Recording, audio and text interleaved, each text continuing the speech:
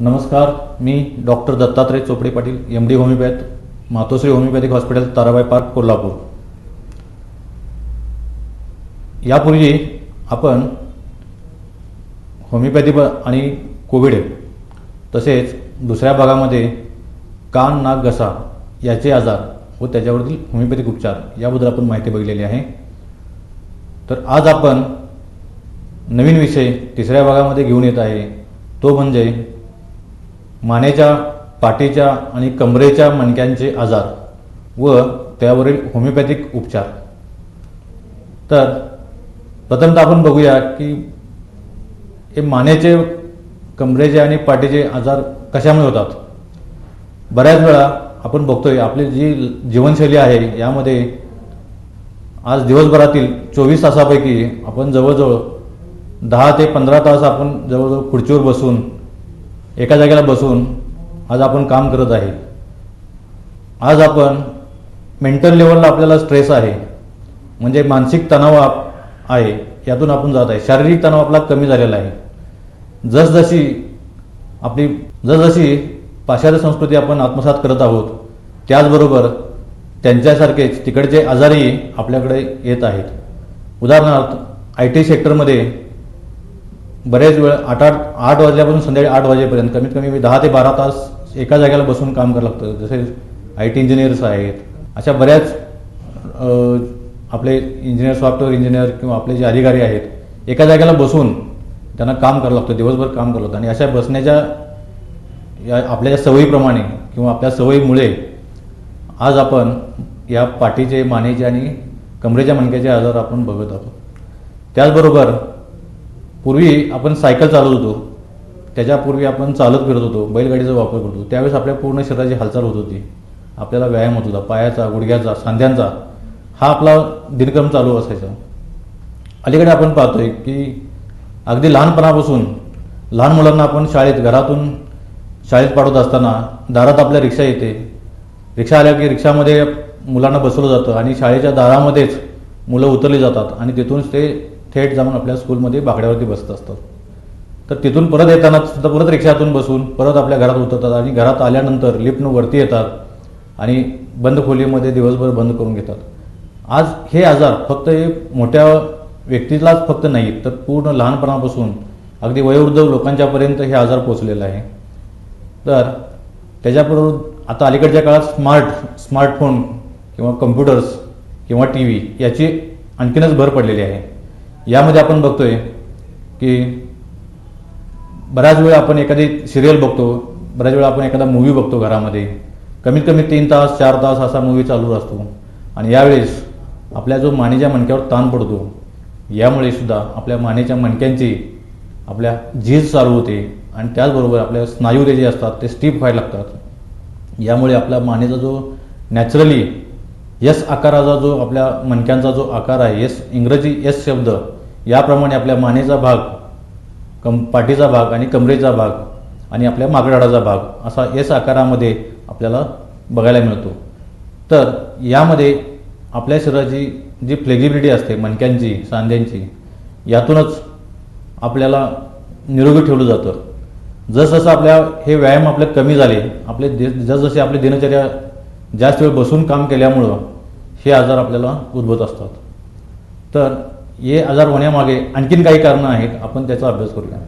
यामध्ये प्रामुख्याने आपण ज्यावेळी 2 व्हीलरवरून प्रवास करत असतोय, बरेच मित्र, बरेच लोक आहेत जे कामगार आहेत, त्यांना दिवसात कमीत कमी 10 ते 15-20 किलोमीटर त्यांना बाईकवरून प्रवास करावा लागतो।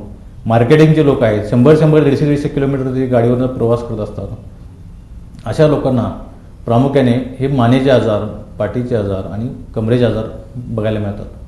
त्याचबरोबर आपण जो बघतोय जे स्पीड ब्रेकर आहे, स्पीड ब्रेकवरून जात असताना आपल्या मणक्यांच्या मध्ये, आपल्या सांध्यांच्या मध्ये जो जर्क बसत असतो, तेही कारण आहे ज्याने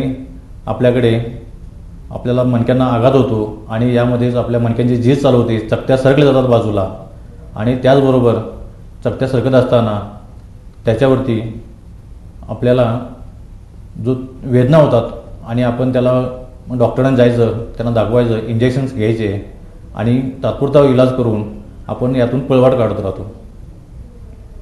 तर दुसरं कारण आहे की आपण जे वजन उचलत आहे, बऱ्याच वेळा हेवी कामगार जे वजन उचलणारे हे आहेत, म्हातारी कामगार आहेत, हमाली करणारे मित्र आहेत, यांच्यामध्ये एकाच बाजूला वाकून किंवा एकाच वेळी जास्त वजन उचलायचं जे कॉम्पिटिशन असते कधी कधी, यातूनही बऱ्याच लोकांना हे आजार आपण बघून घेतो.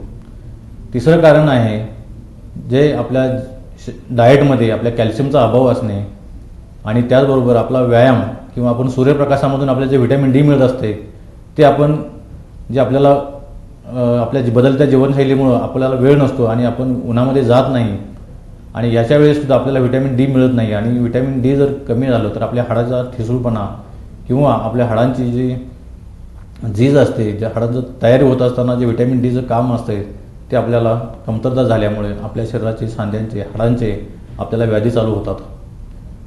बरोबर, याचबरोबर अनेक अशी कारणं आहेत ज्याच्यामध्ये आपण बऱ्याच वेळा एक स्पोर्टमॅन असते, आपण स्पोर्टबरोबर आपण जे काही खेळ खेळत असते याच्यामध्ये सुद्धा बऱ्याच वेळा आपण उड्या मारणे आणि आपण हालचाल करत असताना वेडेवाकडे करणे. बऱ्याच वेळा काही मित्र आहेत, आता गणपती विसर्जन झालेलं आहे, यावर्षी करोनामुळे ते झालं नाही, पण अशा वेळेस अगदीच डान्स करणे, डीजेवरती डान्स करणे, अशा वेळेससुद्धा बऱ्याच वेळा ह्या लोकांना त्रास झालेला आम्ही बघितलेला आहे. तर प्रामुख्याने यामध्ये उपचार पद्धती एक म्हणजे हाडांचे झीज भरून काढणे, जे ॲलोपॅथीमध्ये त्याचे ऑपरेशन केले जातात, मणक्यांचे ऑपरेशन्स केले जातात, पण होमिओपॅथीमध्ये आम्ही ह्या मणक्यांची झीज भरून काढत असतो. या मणक्याची झीज भरून काढत असताना यामध्ये ज्या होमिओपॅथिक औषधं आम्ही देत असतो पेशंटला, मुळात कारण त्याचा आजार जो पेशंट आलेला असतो आमच्याकडे, तो पेशंट आजारी कसा पडला, त्याला नेमकं काय कारण होतं त्याची मणक्याची चकती सरकण्यासाठी किंवा त्या मणक्याचे हाड जे आहेत ते झीज होण्यासाठी. बऱ्याच वेळा आपण याला स्पॉन्डलायसिस असं पण म्हटलं जातं.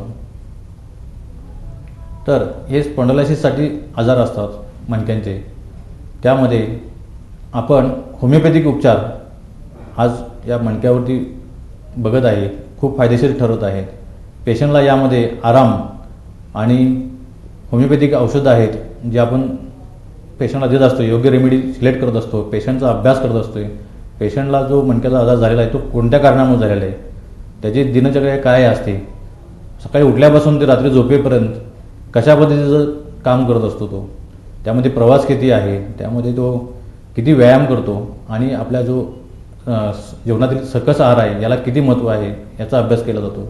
आणि त्याचबरोबर त्याला वेगवेगळी औषधं आपण देऊन आपल्या होमिओपॅथीमध्ये उदाहरणार्थ लायकोपोडियम आहे, कॅल्कॅरिया फॉस आहे, कॅल्कॅरिया फ्लोर आहे, सिलिसिया आहे, याचबरोबर अशी अनेक रेमेडीज आम्ही बघतो आणि पेशंटला त्या पेशंटच्या सर्व जे लक्षणं आहेत त्याचा समूह करून त्याला सिम्पटम टोटॅलिटी म्हटलं जातं, हे देऊन याच्यावरून आम्हाला एक रेपर्टाईज केल्यानंतर आपल्याला एक रेमेडी सुचली जाते आणि त्या रेमेडीद्वारे आम्ही पेशंटला बरं करत असतो.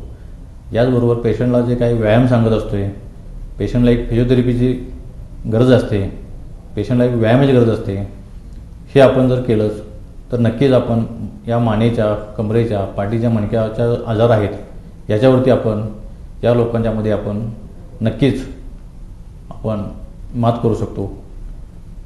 बऱ्याच वेळा आपण व्यायाम करत नाही, बऱ्याच वेळा करत असताना बऱ्याच वेळा काही चुकीच्या पद्धतीने व्यायाम केला जातो. हा जो आहे हेही आपण टाळलं पाहिजे. तर सगळ्यात महत्त्वाची कारणं आहेत, हे आजार आपण टाळू शकतो. आजार टाळण्यासाठी आपण बघतो की सकाळी उठल्यापासून ते संध्याकाळी आपल्या झोपेपर्यंत जे दिनचर्या आहे, जी आपली जीवनशैली आहे, यामध्ये आपण नक्कीच बदल केला पाहिजे. आपण व्यायाम केला म्हणजे व्यायामात प्रामुख्याने स्विमिंग म्हणजेच पोहण्याचा व्यायाम आहे तो आपल्या मणक्यासाठी, पाठीच्या मणक्यासाठी, सांध्यासाठी हा फार उपयुक्त ठरत असतो. त्याचबरोबर सायकलिंग आहे, त्याचबरोबर जॉगिंग आहे किंवा वयोवृद्ध लोकांसाठी आम्ही चालण्यासाठी व्यायाम सांगतो. कमीत कमी 4 ते 5 किलोमीटर चाललं पाहिजे आणि हे करत असताना आपल्या सांध्यांच्या हालचाली, मुठींच्या हालचाली, बोटांच्या हालचाली, पायांच्या हालचाली आपण केल्या पाहिजेत आणि याप्रमाणे आपण आपली काळजी घेतली पाहिजे. याबरोबर व्हिटॅमिन डी जे आपल्याला नॅचरल उन्हामधून मिळत असते सकाळच्या, ते आपण घेण्याचा प्रयत्न केला पाहिजे. आणि याबरोबर आपला सकस आहार ज्यामध्ये आपले कॅल्शियमयुक्त जे असेल, उदाहरणार्थ सीताफळ आहे, पेरू आहेत, अशी जर फळाचा वापर आपण केला तर आपल्याला कॅल्शियम आपल्या शरीरामध्ये भरत असते आणि आपल्या झालेल्या शरीराच्या हाडांची, मणक्याची झीज ही भरून निघत असते. त्याचबरोबर आपल्याला काळजी घेणं हा सगळ्यात महत्त्वाचा विषय. Prevention is better than cure, आपण असं नेहमीच म्हणत असतो, पण हे प्रत्यक्षात सगळ्यांनी आणलं पाहिजे. यासाठी आज आपण मणक्यांचे आजार व सांध्यांचे आजार यावरती होमिओपॅथिक उपचार हा विषय पाहिलेला आहे. आपण पुढच्या वेळी नवीन भागामध्ये नवीन आजार यावरती आपण चर्चा करणार आहे व त्यावरील होमिओपॅथिक उपचार कशा पद्धतीने आपण प्रभावी ठरतो याचाही अभ्यास करणार आहे. तर पुन्हा भेटूया याच वेळी.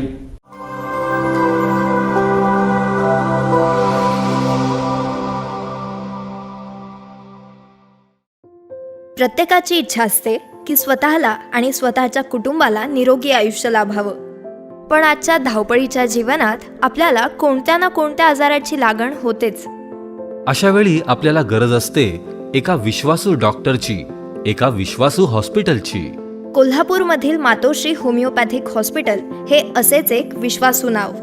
मातोश्री हॉस्पिटलच्या माध्यमातून 2005 सालापासून हजारो रुग्ण पूर्णपणे बरे झाले आहेत. सुसज्ज सोयींयुक्त मातोश्री हॉस्पिटल आज कोल्हापूरमधील प्रथितयश हॉस्पिटल समजले जाते.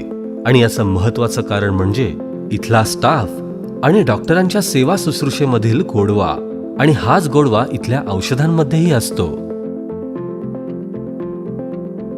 डॉक्टर दत्तात्रय चोपडे पाटील आणि त्यांच्या पत्नी डॉक्टर सौ पूजा दत्तात्रय चोपडे पाटील हे दोघेही MD होमिओपॅथ आहेत आणि 2005 पासून लोकांच्या सेवेत कार्यरत आहेत. इथं आलेल्या प्रत्येक रुग्णाची घरच्या व्यक्तीप्रमाणेच काळजी घेतली जाते.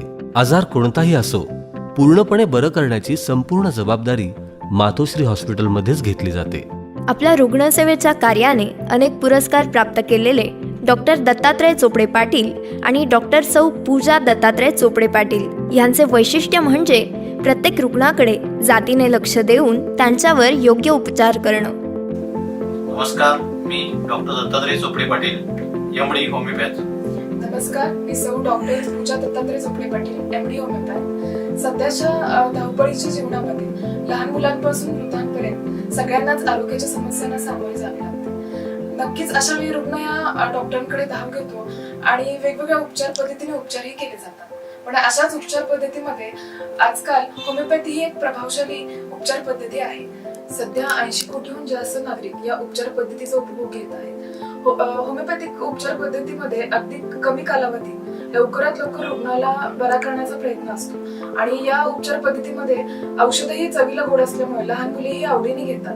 तसेच गर्भधारणा झाल्यानंतर सुद्धा या औषधांचा काही विपरीत साईड इफेक्ट नसतो. म्हणूनच मी 2005 सालीपासून मातोश्री क्लिनिक चालू केलेलं आहे. 2005 पासून आजपर्यंत जवळजवळ 10,000 पेक्षा जास्त रुग्णांना मी यशस्वी उपचार केलेले आहेत. याच्यामध्ये बऱ्याच प्रकारचे रुग्ण, जे साध्या सर्दी खोकल्यापासून ते अगदी सिरियस कॅन्सर पर्यंतचे रुग्ण, यांच्यावर आम्ही यशस्वी उपचार केलेले आहेत. बऱ्याच लोकांना ब्लड प्रेशर आहे, दमा आहे, शुगर वाढते, अनेक मणक्यांचे व्याधी आहे, सांधेदुखी आहे, संधिवात आहे, अशा रुग्णाला मी यशस्वी उपचार केलेले आहेत. 2010 पासून डॉक्टर पूजा चोपडे पाटील या कोल्हापूरमध्ये आल्या आणि त्यानंतर मी मातोश्री क्लिनिकचं 2010 पासून मातोश्री होमिओपॅथिक हॉस्पिटलमध्ये रूपांतर केलेलं आहे. तेव्हापासून आम्ही दोघंही पेशंटना सातत्याने आम्ही ट्रीटमेंट देत आहे. हॉस्पिटलमध्ये ऍडमिट करतो संधिवाताच्या पेशंटना, मणकेच्या पेशंटला, ज्यांच्या चकत्या सरकलेल्या आहेत, अशा रुग्णांना मी यशस्वी उपचार केलेले आहे. ऑपरेशनची गरज लागत नाही. मूळव्याध, मूतखडा, बगेंदर याच्यावरती विना शस्त्रक्रिया आम्ही उपचार केलेले आहेत. आजपर्यंत हजारो रुग्णांवरती यशस्वी उपचार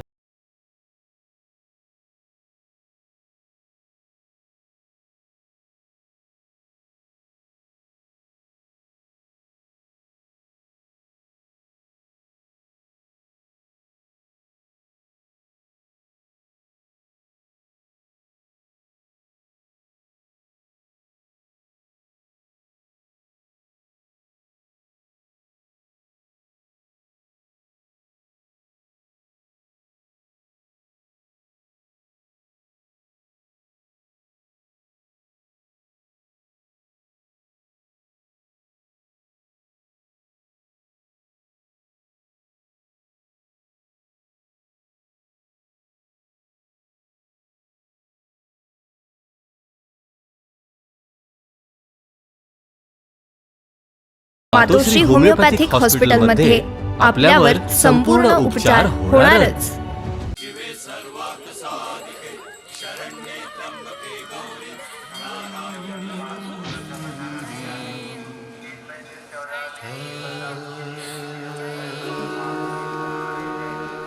जिंदगी की बाहें थामी थी साथ साथ, ऊंची नीची राहें चुनी थी साथ साथ, सांसों के फैसले भी करने हैं साथ साथ, चलना है साथ साथ, संभलना है साथ साथ। जिंदगी का एक और फैसला आप साथ साथ लीजिए, कॉन्डम इस्तेमाल करने का। ये परिवार नियोजन करता है और साथ ही आपको सुरक्षित रखता है HIV, एड्स और दूसरी यौन संबंधित बीमारियों से। संभलना है साथ साथ। कॉन्डम, फैसला एक, फायदे दो।